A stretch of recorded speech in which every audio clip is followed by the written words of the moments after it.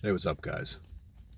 So, just popped into my old gym, Spartacus. I've been coming here about 8 years. Definitely my favorite place. I'm not actually here to work out today. I'm taking the week off. I'm getting some hand pain, which is very scary when you're a guitar player.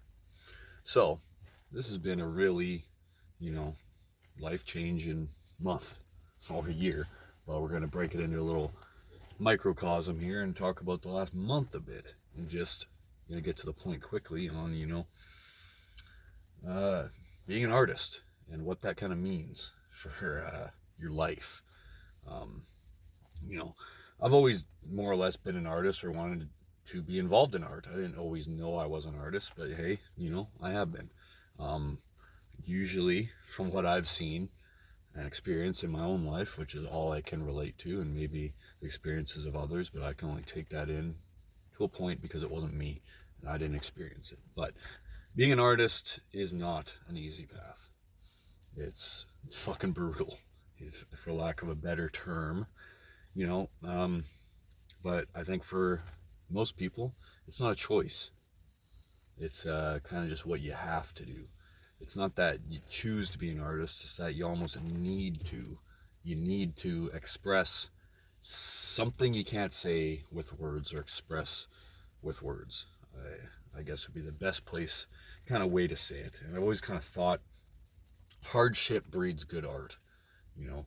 Um, uh, like watching someone go through something or just going through something yourself really teaches you way more than you'll ever learn succeeding at something.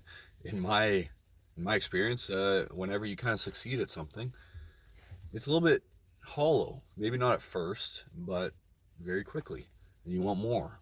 uh, as humans, we always want more muscle, more money, you know leaner, bigger, bigger house, like better job, 50K, 100K, million.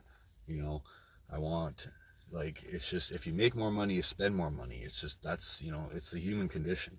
And kind of being happy with less is kind of a hard thing to get used to.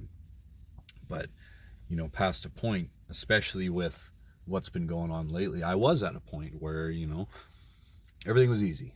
I had a good job and an awesome part-time job, and both bands were doing well, and I was just kind of biding my time. I was talking to friends around that, a couple months before I got laid off, and I was like, you know what, I'm not happy. I'm not doing, I'm doing great, like, financially. Everyone's, on the outside I look great. you know that's kind of everyone's whole life story on Instagram. On the outside they look great, might not be doing too good on the inside. But life didn't have any more hardship.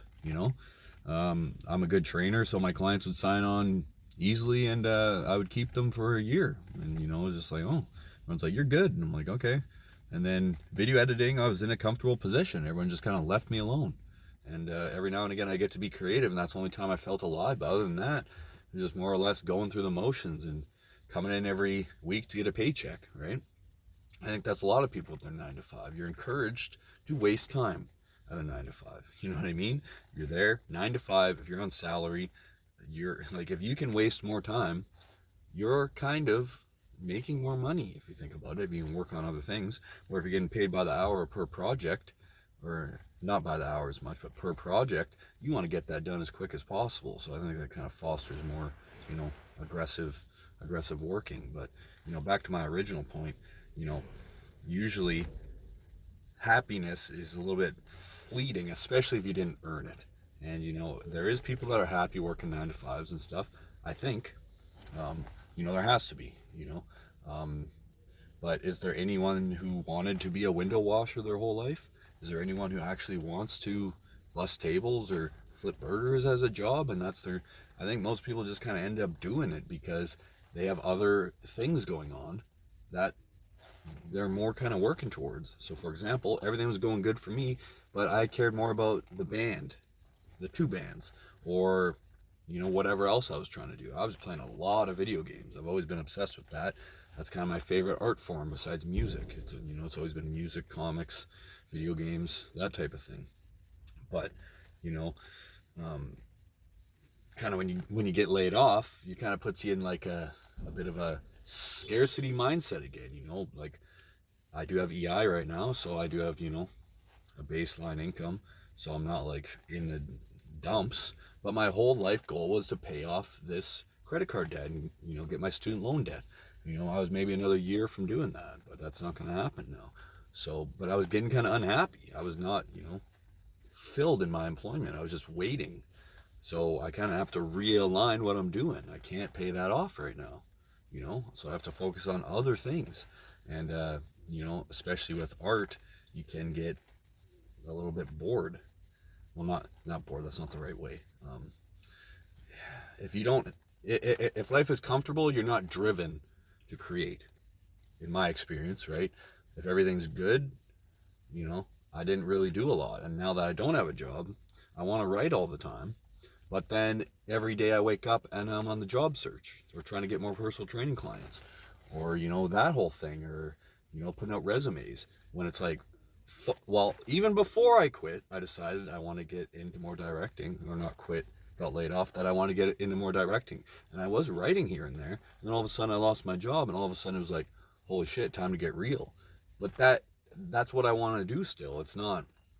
So, that can be hard. But, in my experience, being an artist, you just kind of, you're not going to ever be that happy, maybe, until you make it, as like some people do, I guess. But even, someone like George Lucas, he never wanted, I was kind of bringing it back to him because he's such a prolific example, but he never wanted to make Hollywood blockbuster movies. He's always been kind of like a more independent type filmmaker, right? So he just kind of did what he wanted to do, and everyone kind of really took on to it. But a lot of these people had normal jobs before, and they more or less cast themselves into hardship, or left their safety net behind, where I'm not gonna, maybe I wasn't strong enough or not dumb enough to quit my cushy paying 9 to 5 video editing gig where I got left alone, but that was the first time I was kind of getting ahead in life and making a bit of money. And you kind of have to trade that safety blanket to do what you want. Like, I just watched one of my buddies, Mark Hughes. It's kind of why I'm making this. He's a brilliant comedian. I've been watching him come up for a while. He's going to be big, I guarantee it. And I have a lot of respect for him after he got in front of a room of bikers and metalheads at our Langley pig roast I think it was last year. I think that might have been Failure Fest, I think, or Loser Fest. Yeah, I lose track now. And fucking just made everybody laugh. Toughest crowd. Because being in a band, you can fucking play. You're louder than everyone that's for you. Just you against like a room of people, and like that really impressed me. And, you know what I mean? Like, just watching someone, and he's probably not making thousands. He's probably doing other stuff too. Just making ends meet, doing what he can. But he's putting out content every day. And just people like that around you that need to be encouraged, and that's so cool. That he's doing that. He obviously, and I guarantee he was like, I want to be a stand-up comedian. And a bunch of people like, fuck, go get a real job, man. Like, blah, blah. Everyone will say that to you. But you got to know in your heart of hearts who you are and what you want to do. Because, if you consider yourself an artist in any way, there's probably a reason you have to do it. You have something to say. And you're not going to be happy until you do it. I was thinking to myself, I need to just start fucking writing scripts and directing some shit. Just get a camera and fucking start doing it like I used to do in film school. And in film school, I was driven. I had to do it. There wasn't a choice. Now, there's too much choice. I'm doing too much stuff all the time instead of just narrowing down and choosing to do something. And I was thinking, simulation, I've been doing like 10 years, my band. It's not kind of where I thought it would be. I don't think that, people can get lucky, but I am happy with where I've gotten it to. But, it's been a hard fucking road. A lot of ups and downs, a lot of fucking, being scared and fucking sadness and dealing with, friends going away and, relationships and whatever else. But you know what? I wouldn't change a fucking thing. And you know what? It might not be the biggest thing ever, but it's mine. And, that's the important thing at the end of the day, is to just choose something you want to do and just do it, because, life is too short and we could all end up in the grave. Like a very wise man recently told me, I think he's like 82. His name's Marco. He's pretty big. But he was talking about where all the best dreams are. And I kind of thought he meant conceived in the mind, right? Because, when you just have a thought or a dream, it's not a thing. So you write it down or turn it into something real. You put it on paper. At least then it's in the tangible realm of reality. But he was like, no, they're in the grave. That's where all the best dreams and best ideas, they're in the grave, in those people's minds, or maybe in their souls. What is creativity? It might be tapping in your spirituality in some way. And everyone definitely has a creative side to themselves.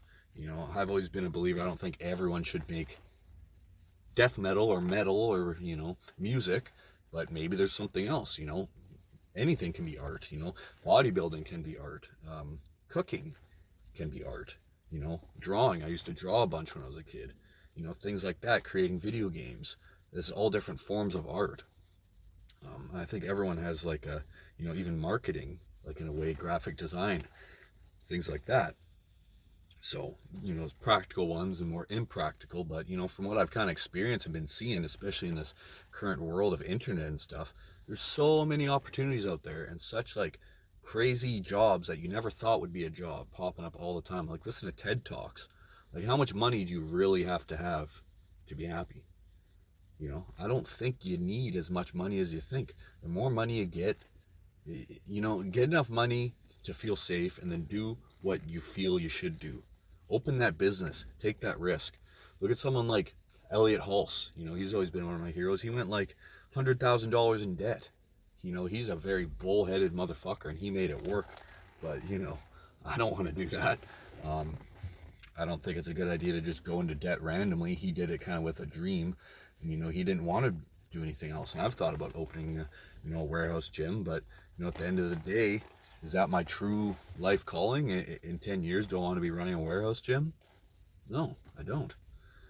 But in 10 years, I'd like to direct. I'd like to be directing. I'd like to be working in the film business.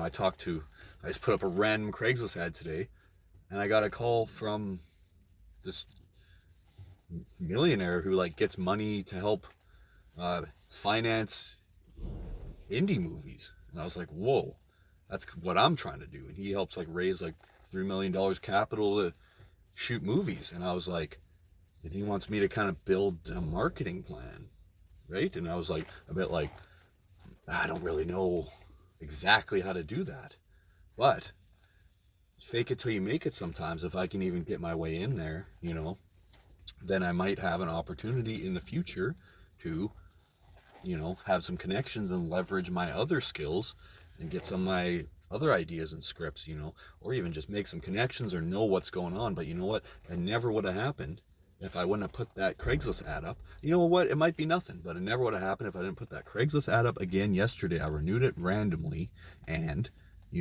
I got laid off from my job, or I wouldn't even have that up there, right? Or if I got another job by now, who knows if that would even be there. So, it's a mix of, preparation and luck. And to be honest, I need to brush up on my social media, and I need to learn what things like ClickFunnels are and all these things, right? Because it's not exactly, I haven't exactly been keeping up with it as much as I should. But, fake it till you make it to a point. But, I know this kind of got off the topic of creativity, but, that can be a way into creativity, because you need creativity and then you also need realism. Because you got the creative side, you need to realistically bring that into the realm and then realistically work on it every day. I'm gonna start writing. I need to write 2 hours a day. I can't just and I might not always have inspiration, and some days I might wake up and I'll hate writing. Right now I'm kind of terrified to start again, but I just need to start. And if there's something you want to do, not saying you have to quit your job, don't do that. Just start doing it. Try things. Try different jobs. Try part-time jobs. Put yourself out there. If there's something you've been wanting to do forever, try and do it on a smaller scale. If you lose your job and get on EI, that's the perfect time to try new things and take some time for yourself. And it's been important for me to kind of remember that. So, a lot of stuff in this video. These are more like personal journals almost, but, maybe other people can find some type of, meaning in these rambling, idiotic sessions I do. Anyways, have a wonderful evening. Take care of yourself.